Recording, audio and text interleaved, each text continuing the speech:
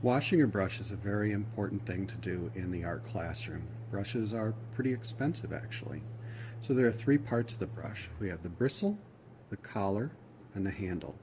Generally you want to try and keep paint off of the collar, but it gets there once in a while. So I'm going to show you how I clean paint, and I have three buckets set up. The first one has a little bit of soap in it, and it's half full of water.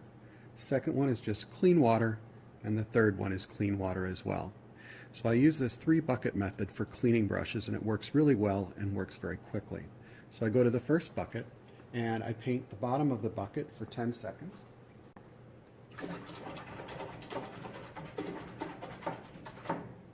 And just give it a tap. Go to the second bucket, and this is where I'm going to use my fingers under the water to clean the collar of the brush.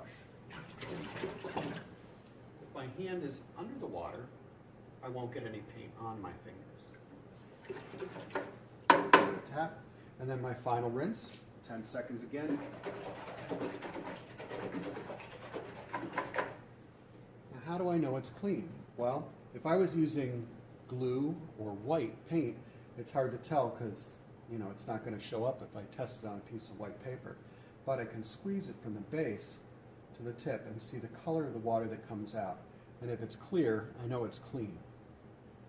The other way we can do it is test it on a piece of paper. Next to my sink, I have this piece of paper. I even wrote on it test brushes. And I can go ahead and test my brush on that paper. You can see a lot of my students have left some paint on their paper behind, and then they know to go back and wash it again. So it's always good to kind of test your brushes before you put them away.